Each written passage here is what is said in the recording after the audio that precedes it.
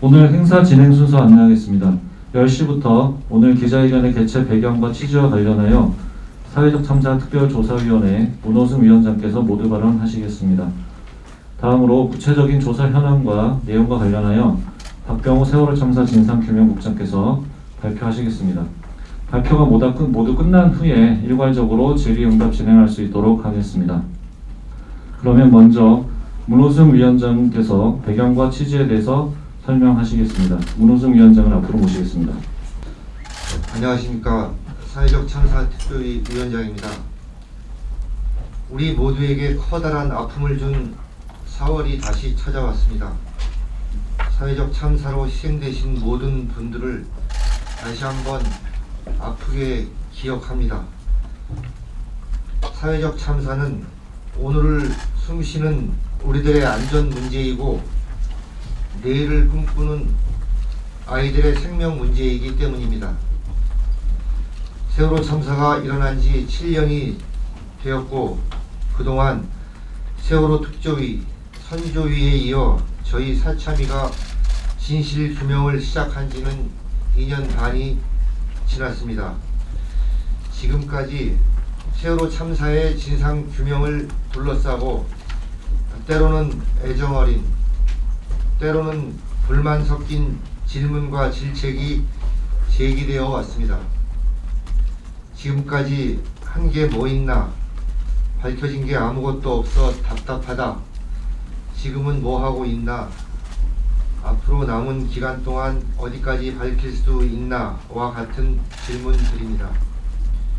이에 저희 사참위는 세월호 참사 진상규명의 결과와 함께 앞으로의 조사 방향에 대해 국민 여러분과 참사 유가족분들께 설명드림과 동시에 현안 과제 몇 가지를 공유하고자 오늘 이 자리를 마련하였습니다.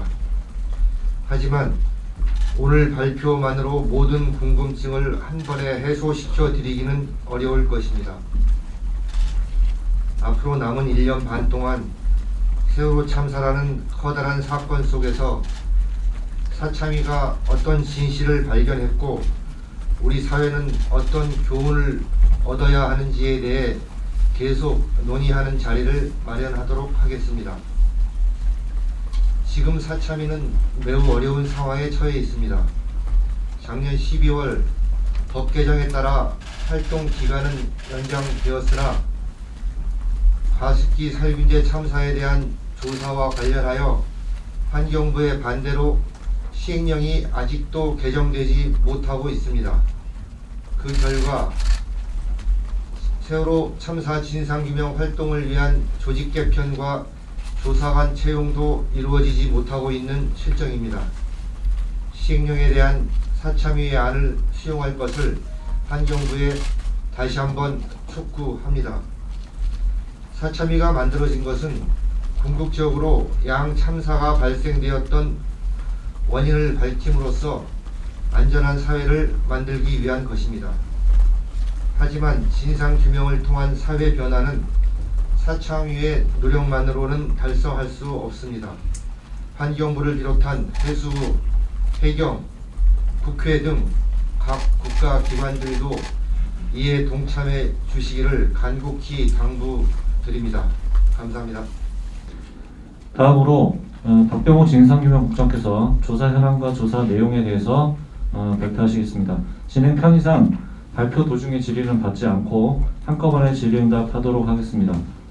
취재기자들께서는 궁금하신 문의하실 내용들이 있으시면 미리 기록을 해두셨다가 모두 발표가 끝난 후에 일괄적으로 질의응답 해주시면 되겠습니다. 그러면 박병호 국장님을 앞으로 모시겠습니다.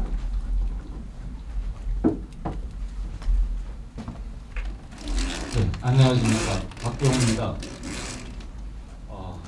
벌써 세월호 7주기가 며칠 앞으로 다가왔습니다. 저희들이 오늘 준비한 내용은 여태까지 무엇을 조사했고 앞으로 또 어떤 방향으로 조사를 할 것인지 이 방향성에 대해서 말씀을 드리고 기자 여러분들이 좀 궁금해 하신다는 얘기를 많이 들어서요. 그 부분 현안 한 두세 가지 발표하고 일단 브리핑은 마칠까 합니다. 궁금하신 점은 적어 놓으셨다가 질문해 주시면 될 것 같습니다. 예, 넘겨주시고요. 예, 저희들이 현재까지 조사 결과, 이게 이제 최종 결과라고 보기는 어렵고요. 현재 저희들이 이제 조사한 내용을, 저희들이 일단 조사한 내용을 기반으로 해서 여기에서 범죄 혐의가 특정돼서 그리고 또 진상규명에 확실한 도움이 된다라고 판단을 해서 수사 요청을 한 내용들입니다. 지금 이 부분들은 이 해당 팀들이 계속적으로 보완 조사를 하고 있습니다. 아시겠지만 특수단 발표도 있었고 해경 재판 발표도 있었기 때문에 그 자료들을 수집해서 무엇이 문제인지, 우리가 또 무엇을 보완해야 되는지, 빠진 것은 없는지 이런 것을 점검하고 있습니다. 이것은 수사 요청 특검 요청 현황은 이미 기자 여러분들이 다 아실 거라고 생각해서 표로 가름하겠습니다. 그리고 이제 날짜별로 몇 가지를 쭉 기억을 되새기는 의미에서 주요 내용들을 날짜별로 확인을 하겠습니다. 예, 선내 CCTV DVR 조작 특검 임명 요청이 9월 23일 날 있었고, 그 특검법에 근거해서 국회 본회의에서 작년 12월 10일 국회 본회의가 의결을 했습니다. 현재 그러나 특검 후보 추천위원회 자체가 국회에서 아직 구성되지 못하고 있습니다. 기자 여러분들이 다시 한번 관심을 가져주시고 이 특검 임명이 빨리 될 수 있도록 같이 얘기해 주시면 좋을 것 같습니다. 그리고 작년 11월 26일 침몰 원인 관련해서 중간조사 결과 발표가 있었는데요. 목포 신항에서 진행을 했고, 주요 내용은 솔레노이드 밸브 눌림 현상에 의한 급회전 가능성은 낮은 것으로 위원회 의결을 거쳐서 발표를 한 바 있습니다. 그리고 작년 12월 17일 날 세월호 항적 관련 중간조사 결과 발표를 했는데, 핵심적인 내용으로는 2개의 세월호 항적이 당일날 4시를 기준으로 해서 해수부의 중앙 상황실에서 2개의 항적이 따로따로 발표가 되었다. 그렇게 해수부는 특정을 했다. 근데 이 부분은 이제 많은 뒤에 효과를 좀 낳았습니다. 아시겠지만 해수부가 저희 사참위가 아닌 다른 기관 청와대에 해명을 문서로 한 바가 있습니다.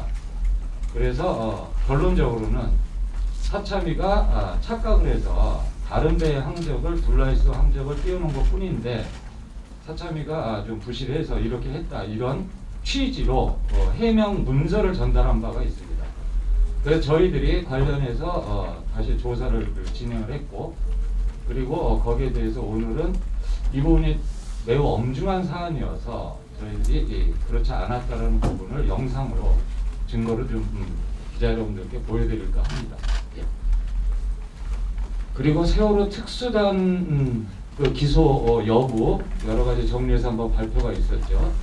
총 19건이었습니다. 저희들이 8건, 그리고 가족분들이 11건을 냈는데 그 중에서 기소가 2건이 됐고, 특검으로 이관, DVR CCTV 관련해서 특검으로 이관하는 조치가 있었고, 예, 이 부분에 대해서는 저희들이 미리 발표를 드리는 것보다는 혹시 궁금하신 부분 질의응답 순서에서 간단하게 말씀드리겠습니다. 그리고 올해죠, 벌써 올해 2월 15일 날 해경주의부 1심 판결이 있었습니다. 그래서 이 부분은 검찰 특수단이 좀 의욕적으로 이 부분을 기소를 했는데, 김석규 해경청장들을 비롯해서 지휘부가 업무상 과실치사, 상, 그리고 허위공문서 작성 등의 혐의가 있다라고 보고 기소를 했는데, 여기에 대해서 모두 무죄가 선고됐습니다. 이 중에 허위공문서 작성 일부 유죄가 났고요.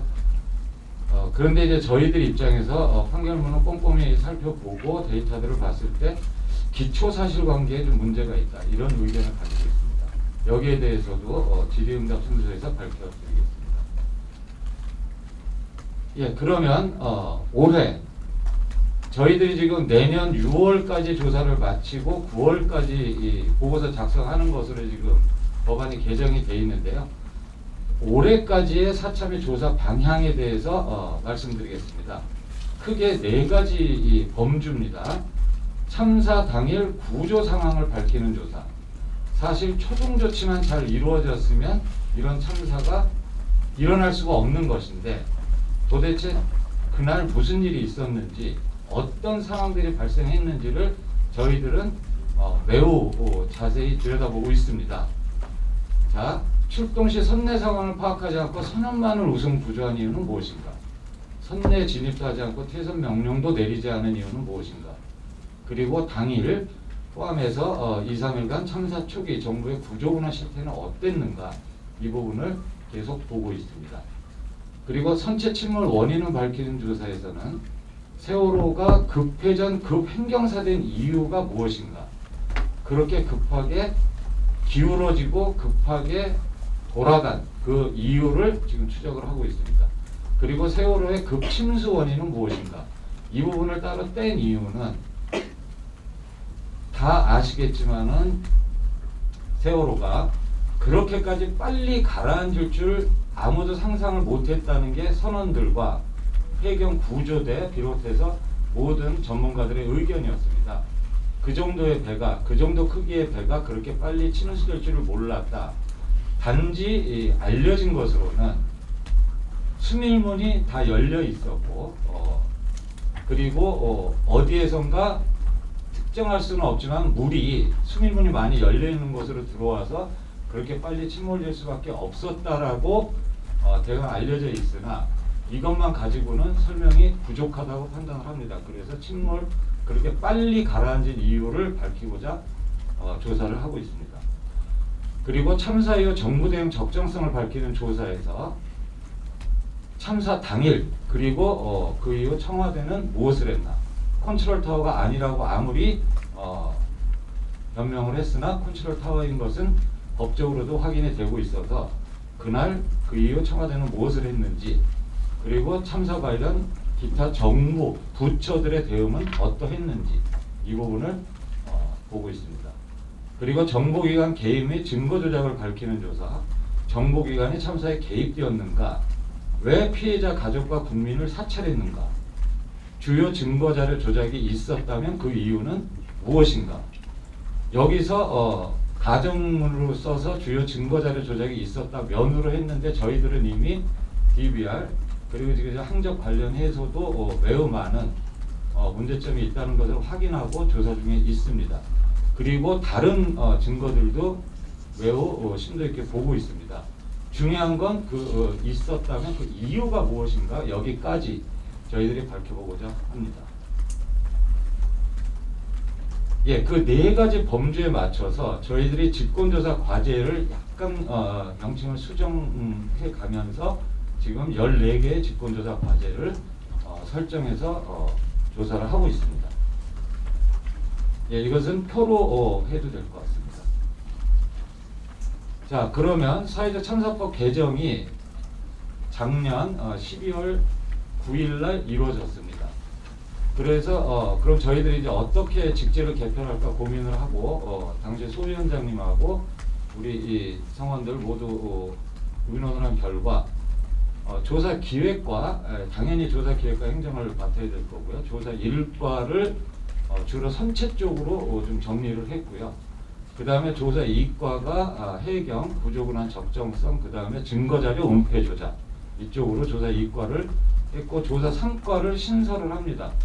보시면 아시겠지만 총원 28명에서 40명으로 12명의 증원이 되기 때문에 이 증원된 인원들을 어떻게 배치해서 어디 조사에 배치할 것인가를 놓고 고민한 결과입니다.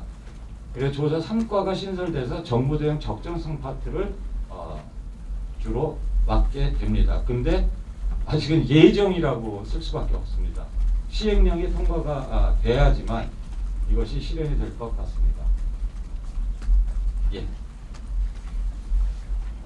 예, 그럼 간단하게 이 소개를 마치고 이제 현안으로 좀 들어가 보겠습니다. 국정원하고 몇 달 전서부터 뭐 시끄럽기도 하고 아니면은 뭐가 진행되는 것 같기도 하고 사실 별도로 따로따로 이 기자분들한테 연락들이 좀 왔습니다.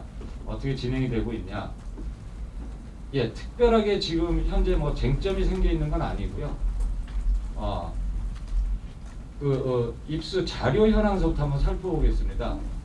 국정원이 자체적으로 검색 키워드를 넣어서 한글 세월호, 한문 세월호 이 두 가지 키워드를 넣고 이 키워드 검색 결과 4가지 범주의 자료로 해서 총 64만 건이 나왔습니다. 이 64만 건에는 물론 중복도 매우 많이 있기는 합니다. 하지만 이 중복을 제거하더라도 최소한 하루에 수십 건 이상이 이 3년 동안 계속 생산이 됐다라는 이 점에서 일단 놀라움을 금할 수 없습니다. 자, 이 표의 의미는 A, B, C, D라고 자료 종류가 되어 있는데요. 그 아래 표를 보시면 국정원 보고서라는 게 이 중에 있고요. 그 다음에 이메일로 지시를 하거나 응답하는 이런 자료들이 있고, 그 다음에 타 기관이나 본인들이 직접 정보를 취득하지 않고 이 첩보를 통해서 자료들을 축적한 것들이 있습니다. 그리고 전자 파일로는 남아있지 않고 한글이나 PDF 파일 같은 경우 이 서버에 남지 않고 그냥 출력물로만 보관되어 있는 자료들이 있습니다. 이렇게 4가지 범주의 자료가 있고 이 4가지 자료 A, B, C들을 합쳐서 총 64만 여 건의 자료들이 있습니다. 여기 좀 궁금하실 텐데 2차, 3차 추출은 무슨 뜻이냐? 이거는 이제 사참위가 이 구분을 한 게 아니고요. 국정원 내에서 1차 추출물 그리고 2차 추출은 중복을 스스로 제거해서 6천 건이 남았다. 그리고 다시 한번 보완 검색을 해서 남았다. 이런 취지로 본인들이 한 겁니다. 그런데 이제 이 부분은 사참위는 받아들일 수 없다라는 강력한 의견을 냈고 저희들은 현재 64만 건 전량에 대한 목록을 지금 보고 있다. 이렇게 이해하시면 될 것 같습니다. 그래서 자료를 어느 정도 어떻게 보고 있는지 그 현황 그리고 그 경과를 한번 살펴보겠습니다. 작년 9월 22일 날 국정원장 그리고 가족협의회 등 면담이 있었고 사참위를 통해서 세월호 관련 자료 일체를 제공하겠다라는 약속을 받은 바 있습니다. 그래서 몇 달이 지난 올해 1월 15일 날 저희 사참위가 64만 건에 대한 목록을 열람하기 시작했습니다. 그리고 약 3개월이 지난 현재 2가지 목록에 대해서는 열람을 완료를 했습니다. 그리고 현재 원문을 열람하는 중이고요. 그 2가지 검색 키워드 세월호, 한문 세월호 관련해서 검색자료 목록 및 원문을 현재 열람 중입니다. 저희들은 당연히 목록만을 지금 보는데 3개월이 걸린 겁니다. 그 64만 건에 대한 목록 전수를 보는데 이 정도 시간이 걸릴 수밖에 없는 거고요.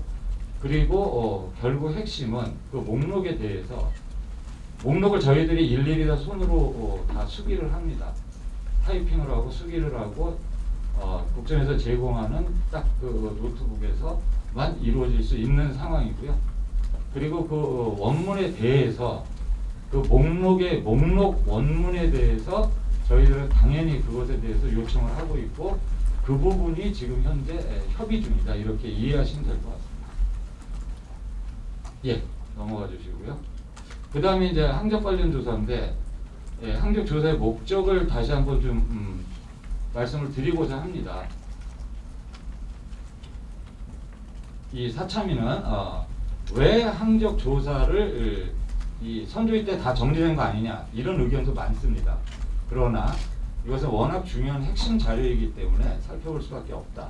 항적이란 것이 결국 그 선박사고가 발생을 했을 때 사고 신고 접수와 동시에 해수부, 해경, 해군 등 해남 구조 책임 기관들로 하여금 정확한 사고 지점을 실시간으로 확보를 해서 최단 시간 내에 구조대를 급파하도록 해야 되겠죠.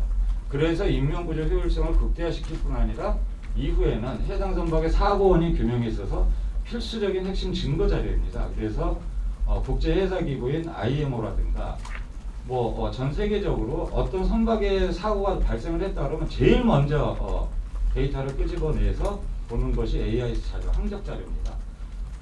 자, 그랬는데 사참위는 조사를 해보니 참사 당일 구조를 책임져야 될 기관들이 실제 사고 지점과 최소입니다. 6km 이상 떨어져 있는 엉뚱한 지점을 사고 지점으로 특정을 했습니다. 인근 어선이나 구조, 그래서 그런 엉뚱한 지점을 특정을 해서 거기로 인근 어선이나 구조대에 실제로 지점을 찍어서 전파를 했습니다. 그리고 그것뿐만 아니라 참사 당일 오후 4시경까지는 해수부가 4회에 걸쳐서 발표한 세월호 항적과 다른 항적을 언론에 공개를 하면서 참사 당일에 세월호 항적 그럼으로써 저희들은 참사 당일에 세월호 항적 전반에 심각한 문제가 있었다는 정황을 확인하고 이에 대한 진상을 규명하기 위해서 조사를 진행하고 있습니다. 예, 아마 지난번에 대우가 와서 취재를 하셨기 때문에 그래도 또 그러지 않으신 분들도 있는 것 같아서 그냥 상기를 드리는 취지입니다. 9시 20분, 10시 사고 초기입니다. 그리고 9시 2분, 9시 22분 사고가 발생하자마자 몇 분 지나지 않은 뒤잖아요. 이때 이미 보고서에 찍혀 있는 사고 장소가 경풍도 북방 1.7마일, 1.8해리. 여기서 마일과 해리는 동일한 용어입니다. 노티컬 마일이라고 해상 마일로 쓰는데 약 1852m입니다. 이렇게 다 찍어져 있었고 이거를 통해서 이 상황 보고서라는 것은 이 바로바로 구조대에게 전파가 되는 겁니다. 그러면은 실질적으로 만약에 실제 사고 났다고 추정되는 지점에서 6km 이상 떨어진 지점을 사고 지점으로 정리해서 구조대나 인근 어선들에게 전파를 하면 어떤 현상이 벌어지겠습니까? 엉뚱한 데 가겠죠. 실제로 VTS 통화 기록에는 어선들, 특히 거기는 어선들만 나오는데 어선들이 사고지에 도착했는데 왜 배가 없냐 이런 통신 기록들이 다수 포착이 됩니다. 자, 기자 여러분들의 편의를 위해서 그리고 국민 여러분들의 편의를 위해서 선박의 AIS라는 것을 좀 쉽게 풀어봤습니다. AIS는 보통 차를 운전하고 가면 그 GPS를 자기만 볼 수 있잖아요. GPS의 정보를. 그리고 시속 100km가 가도 GPS는 끝까지 자기 있는 위치를 추적을 합니다.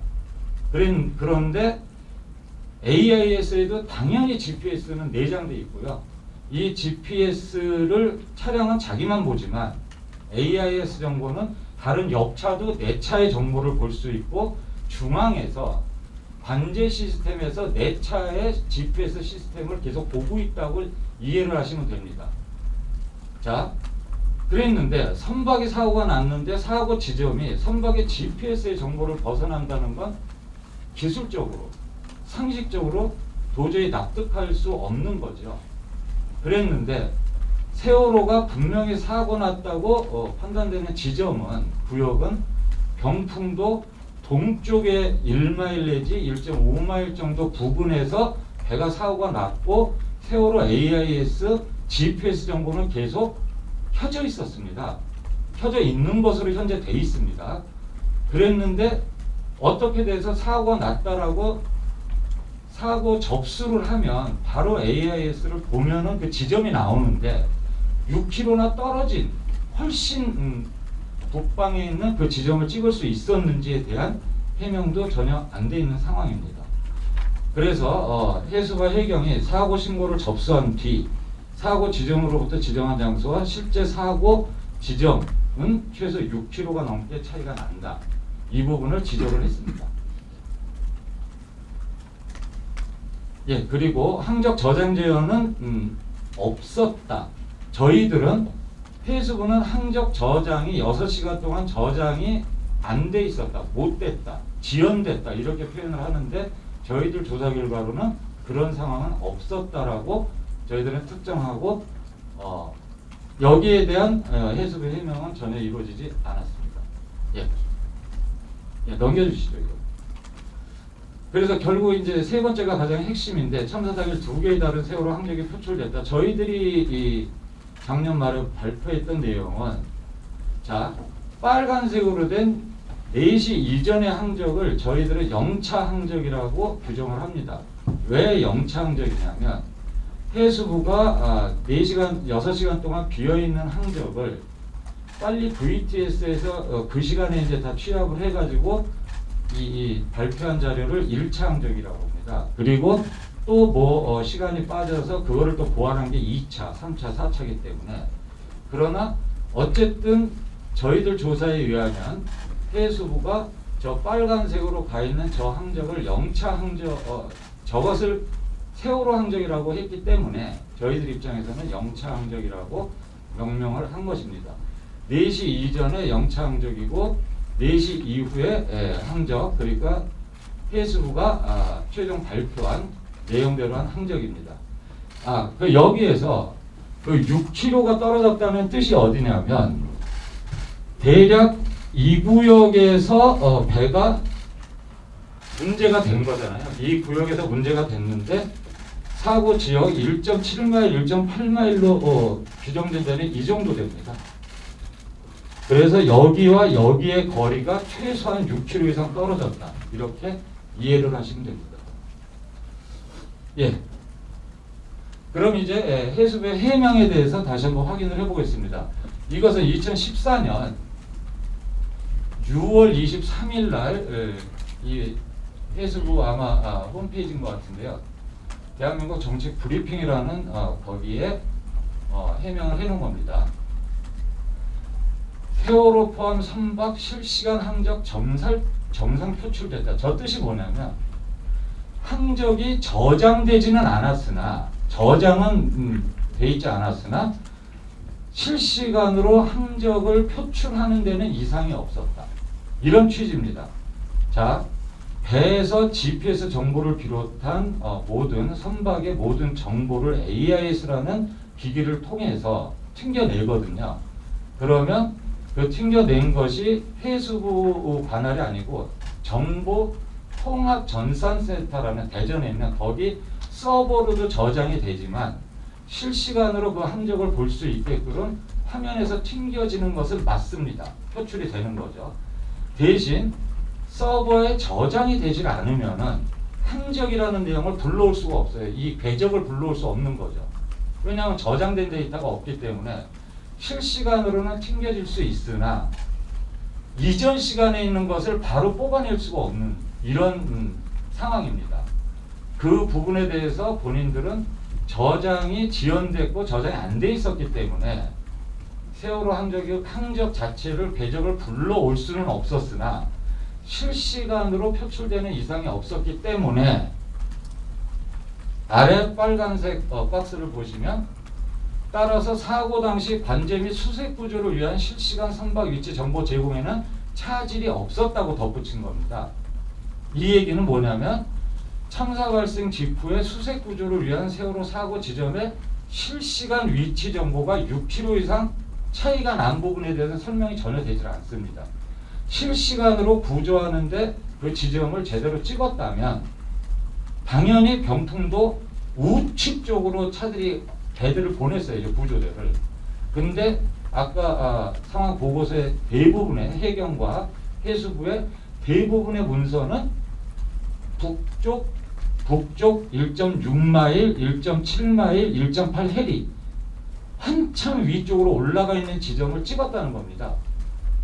여기에 대해서 만약에 2014년도 참사 당시 만약에 며칠 있다가 이 상황이 발견이 됐다면 어떻겠습니까? 아마도 제가 볼 때는 이 상황이 그 당시에 밝혀졌으면 어마어마하게 큰 사건으로 비화가 됐을 거라고 보입니다. 그런데 지금은 자, 그 다음 페이지를 보시죠. 그래서 이제 해수부가 해명을 해왔습니다. 사고 지점은 다른 기관에서 받은 것이다. 저 원문 그대로를 캡처해 놓은 겁니다. 해수부의 최초 사고 보고 위치. 자, 북방 1.7마일로 썼습니다. 위치는 신고 기관의 자료에 따랐다. 그래서 왜 해수부 자료에 1.7마일로 돼 있었냐라는 데 대한 해명입니다. 자, 해수부는 최초 접수된 제주 VTS 유선 보고 9시 2분 따라서 병풍도 북방 1.7마일로 사고 보고하였다. 그러면 본인들이 사고 지점을 찾았다는 게 아니잖아요. 해수부 관할이에요. 그때 제주 VTS는 해경이 아니고 해수부의 관할구역입니다.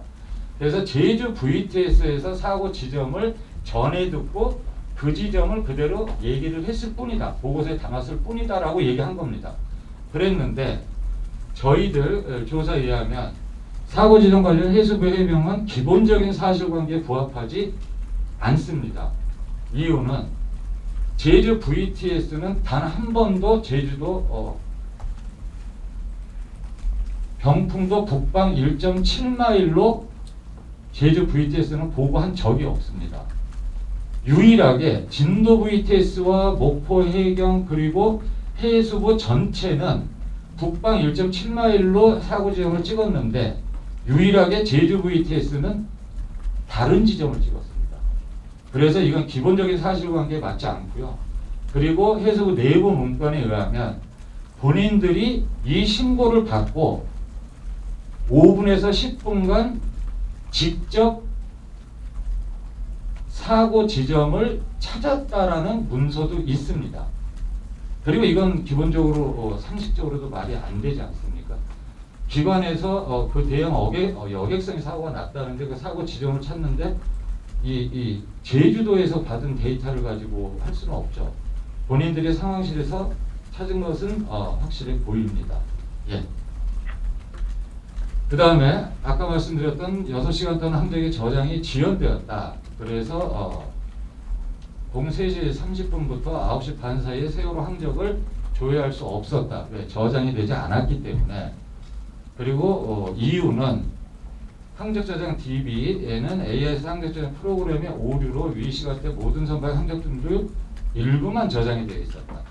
그리고 이후 현장 AIS 운영부에 저장되었던 원본 데이터를 확보하여 3차에 걸쳐서 복원했다. 이것은 뭐 다 아는 얘기인데 이거 가지고는 저희들을 이 조사기관을 설득을 할 수 없습니다.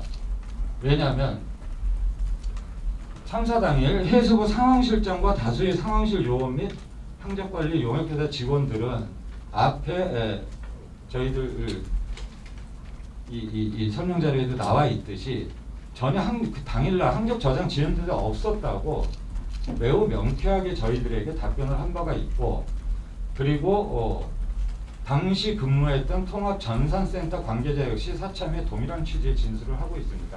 그러니까 공문을 해수부가 자 6시간 동안 저장 지연된 적이 있지요라고 4월 그러니까 2014년 4월 21일 날 공문을 통해서 질문을 보내는 게 있고 그 공문이 있고 거기에 대해서 이틀 있다가 4월 23일 날 바로 그런 적 없다. 저장이 잘 돼 있었다라고 공문 답변을 했습니다. 해수부는 이 해명 공문 이 해명문 안에 통합전산센터 지금은 이제 자원관리원입니다. 그래서 거기에서 아니다 그렇지 않았다라는 답변을 받았다라는 건 들었습니다. 근데 그런 건 보내왔는데 저희들은 지금 현재 근무하고 있는 사람이 중요한 게 아니고 그 당시에 이 부분을 같이 공문을 기한했던 사람이 중요하잖아요. 그분들은 전혀 그런 적 없다라는 답변을 하고 있어서 기술적으로도 전혀 해명이 현재 안 되고 있습니다. 예, 그리고 이 부분이 이제 핵심인데요. 저희들이 지명한 그 영차 항적은 해수부는 영차 항적은 세월호관에 둘라이스의 항적을 띄워놓은 것 뿐인데 그랬는데 사참위가 오해한 거다라는 해명을 간단하게 보내왔습니다. 사참위는 언론 자료에서 찾아낸 해수부상 이제 VMS 화면이 표시된 항적 모두가 세월호의 것이라고 하였으나 해당 항적은 서로 이어지지 않는 별개의 두 척의 항적으로서 그 아래쪽으로 쭉 내려가는 그 궤적을 그리는 항적이 해역에서 남동진으로 항행 중이던 둘라 에이스호의 항적이다. 그리고 북쪽으로 올라가는 그것은 해류에 따라 북쪽으로 떠밀리던 세월호 9시 반 이후의 항적이다. 두 개를 겹쳐놨다 이겁니다. 둘라 에이스 항적은 아래로 내려가고 위로 올라가는 건 세월호인데 우연히 두 개를 겹쳐놨을 뿐인데 이제 사참위가 부실해서 이제 착각을 했다 이런 취지로 했고요. 근데 이것을 저희들이 혹시나 싶어서 그동안에 다시 한번 확인을 해봤습니다. 다시 한번 확인해보고 저희들이 증거 영상도 다시 한번 확보를 해서 확인해보고 지금 별도로 조사 중이기는 합니다. 자, 그래서 오늘 말씀을 드릴 건 그 영차 항적이 세월호 항적이었다는 것은 사참위의 오해가 아니라 참사당이 언론에 설명한 해수부의 공개적인 입장이었다는 것을 밝히는 겁니다. 예, 다음 페이지. 예, 지금서부터 약 2분간의 영상을 보실 겁니다. 이 영상이 이 영상을 찍은 시간이 언제냐면 4월 16일 오후 2시 25분입니다. 그러니까 4시 이전이죠. 그리고 지금 저기 표현되어 있는 저 점선으로 표현되어 있는 항적은 영차 항적입니다. 영차 항적. 지금 영차 항적을 띄워놓고 이것을 세월호 항적이고 사고 지점이 여기라는 것을 해수부 상황실장도 옆에 있고 해수부 상황실 요원이 직접 설명하는 장면입니다. 이 부분을 잠깐 보시겠습니다. 어떤 자료는 27m로 나왔던데. 27m 합치면 근데 평균 수심은 7m, 7m밖에 안 돼.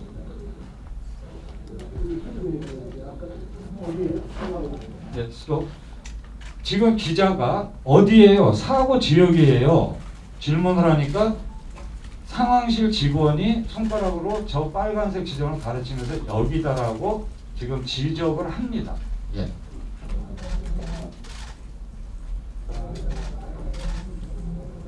락이라고 된 데가 낙이라는 건 이 부분이 낙이라는 부분이기 때문에 실제로 사고 지점하고는 얼마나 떨어져요?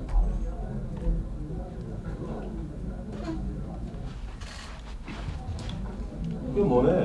0.9마일이면 예.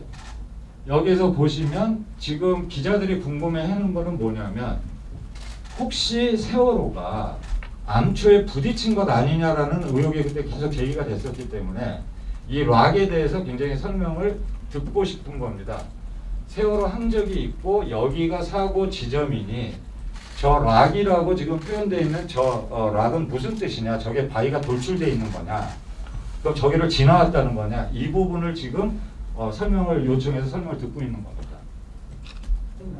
밑으로 따지면 항적이 선반 항적이 이렇게 가기 때문에 네. 락이 부분이면 또 항적이 여기 아니고 한 500m 이상 떨어질 수 있습니다. 락을 지나갔다고. 아직 판단할 수 없는. 네. 근데 네. 네. 아까 예, 예, 지금 보시면 여기 지금 해수부 중앙 상황실입니다. 여기. 자, 여기에 약간 요 부분을 확대해서 내놓은 화면이 여기입니다. 그러니까 여기가 이제 영창적이고요. 지금 여기 보시면 영락 없이 세월호가 내려와서 여기에서 꺾여서 올라가는데 막 주변에 배들이 모여 있는 상황이 보이잖아요.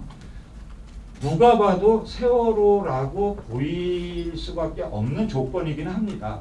근데 이것을 그냥 띄워놓은 것뿐만이 아니고 상황실 요원이고 지금 이 모니터 옆에 앉아 있는 분이 그 당시에 상황실장인데 나중에 좀 거듭니다. 또 설명을.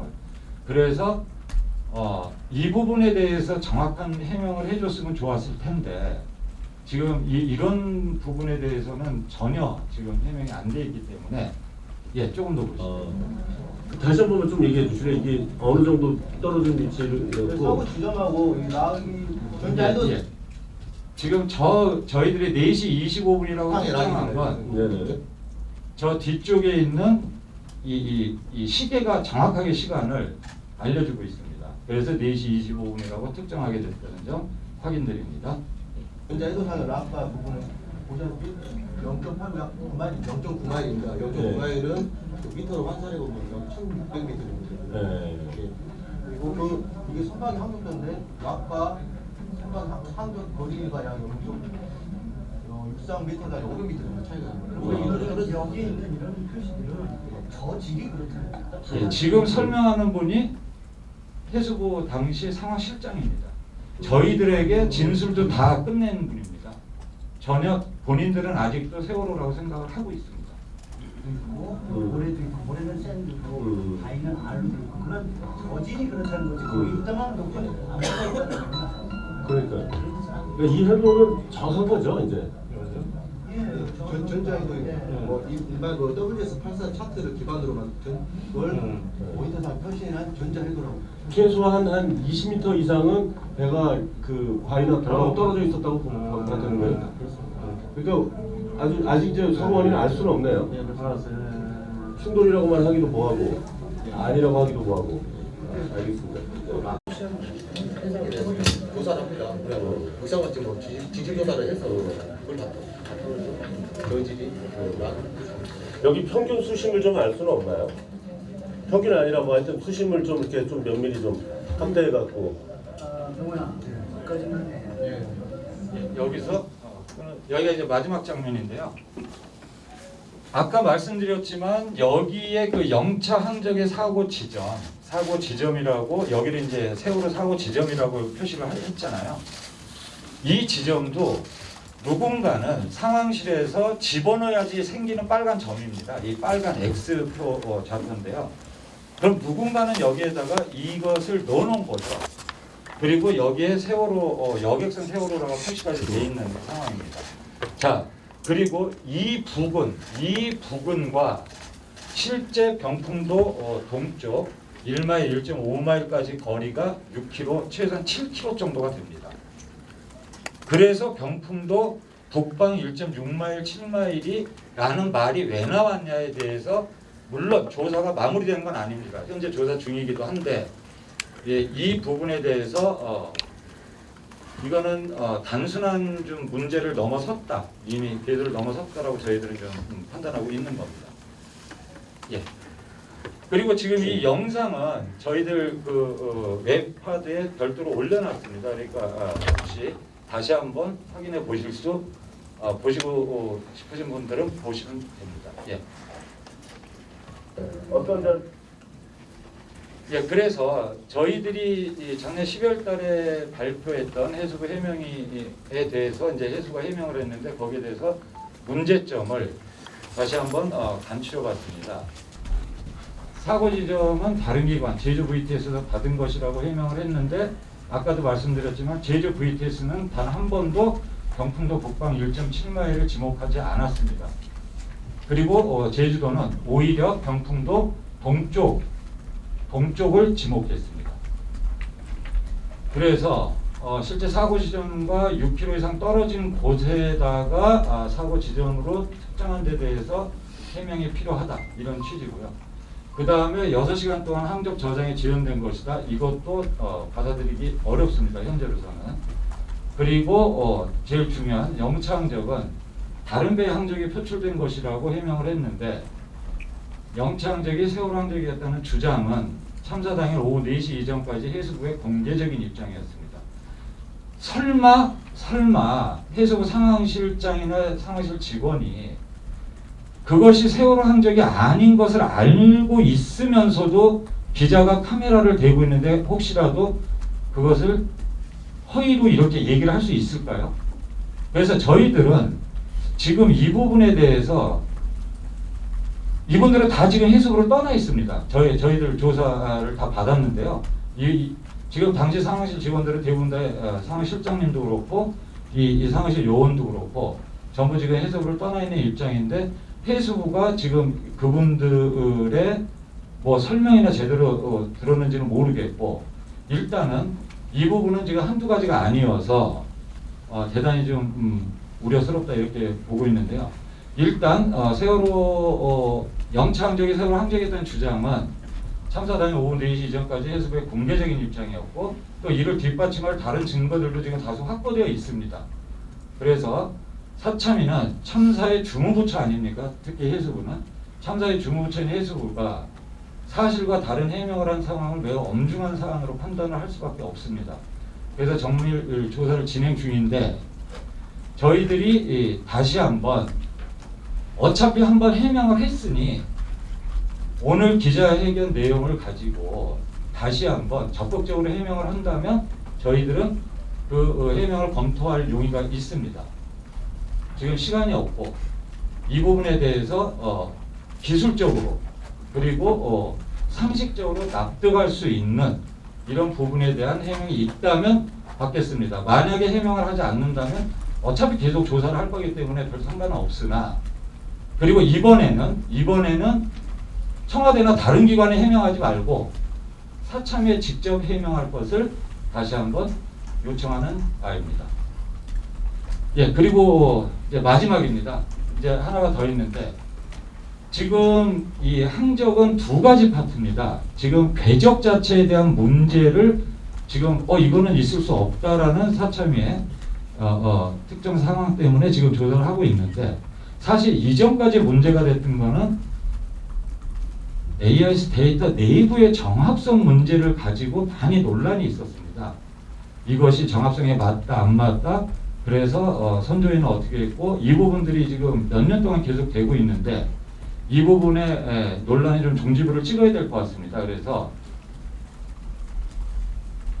이 좀 저희들도 조사하면서 이해하기가 어려운 상황을 최근에 좀 발견을 했는데, 이 부분에 대해서 국가기관이 책임을 져야 되는 기관이 있었습니다. 전파법에 의해서 과기부 산하에 국립전파연구원이 AIS 기기에 문제가 있거나 어떤 데이터에 문제가 발생을 하면 여기에서 사전에 AIS 기기를 승인도 해주고 사후에 문제가 있으면 관리도 해주고 이래야 되는 법적 책임기관이 국립전파연구원이었습니다. 그래서 저희들이 이 상황을 최종 확인하고 세월호 항적 데이터 조사 결과, 이제 사참위가 조사한 결과죠. 내부에서 데이터 정합성에 대해서 조사한 결과 4월 16일 공 4시부터 9시 사이, 이게 묘하게 이제 저장이 되지 않았다라는 그 시간 구간 쪽에 이런 상황들이 많은데, 약 5시간 동안 세월호 AIS가 여러 번에 걸쳐서 제때 자신의 위치를 알려주지 않거나 데이터 내부 정합성에 여러 가지 좀 문제가 있다는 점 말씀을 드리겠는데, 선조위 때 문제가 됐던 수신 시간이냐 송신 시간이냐 이거는 여기에 포함되지 않습니다. 이거는 논란이 있기 때문에 뭐 정렬이 어떻게 됐네 이 부분 때문에 이미 논란이 많이 돼서 이제 그 부분 제외하고 다른 내부의 데이터 정합성에 좀 문제가 있다는 것을 세 파트에 걸쳐서 좀 확인을 했고, 국립전파원 역시 사참위 분석 내용의 신뢰성 인정을 이미 했습니다. 그래서 세월호 AIS와 동일 기종, 현재는 생산이 안 됩니다. 단종이 됐는데 이 동일 기종을 구입해서 이미 구입했습니다. 그쪽에서는. 그래서 테스트하는 등의 방법으로 위 문제가 발생한 원인을 파악하기로 했습니다. 세월호 AIS와 동일 기종 JHS182인데요. 이 동일 기종이 설치된 선박은 현재 저희들이 파악한 것으로는 195대입니다. 자, 세월호 AIS가 국립전파원이 인정을 할 만큼 문제가 있었다고 하면, 만약에 저 기기의 문제라고 한다면 저 기기는 다 회수돼야 됩니다. 다 회수돼야 되고 저 제작사에게 통보를 하게 되어 있습니다. 이 기기가 이렇게 문제가 있으니 여기에 대해서는 조치를 해야 된다라는. 근데 이게 과연 제작사의 문제인지 아니면 다른 상황의 문제인지를 검증을 해야 되기 때문에 지금 국립전파연구원이 그 연구를 하고 있다, 이렇게 이해하시면 될 것 같습니다. 예, 나머지는 관련 법과 이런저런 상황이어서 문건으로 대체해도 될 것 같습니다. 예, 이상으로 브리핑을 일단 마치겠습니다. 그리고 질의응답을 받겠습니다.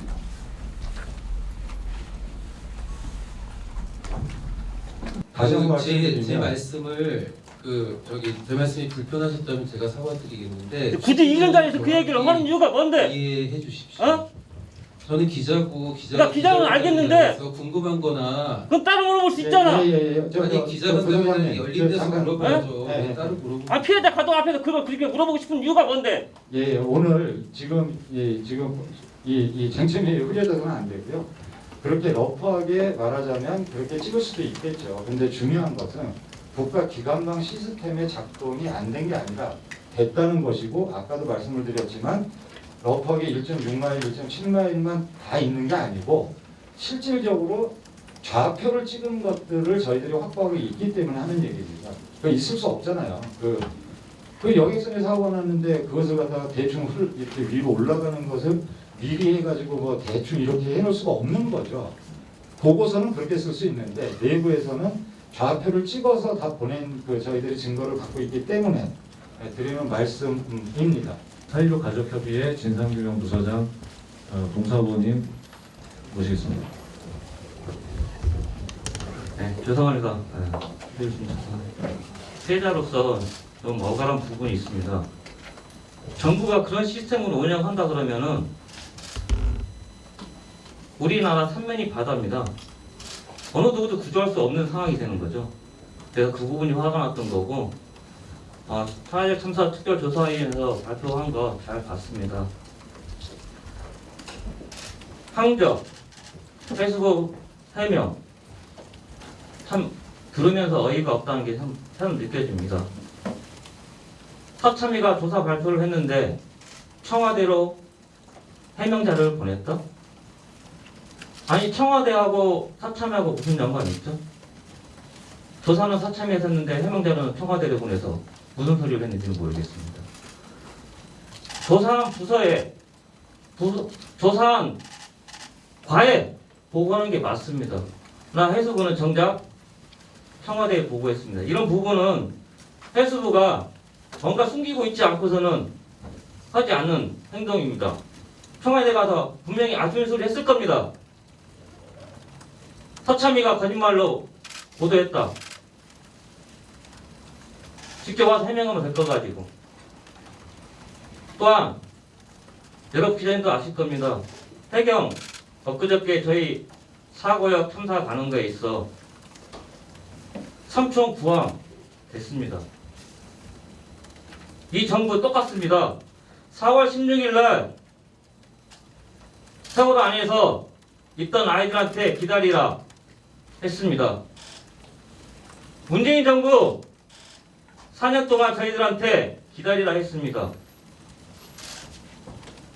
특수단이 출범했으니까 조사하니까 기다려라.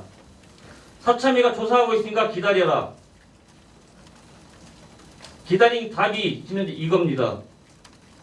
서참위는 여기에 굴하지 말고 시행령 하루빨리 통과시켜 진상규명에 최선을 다할 수 있도록 해주십시오. 네, 이상입니다.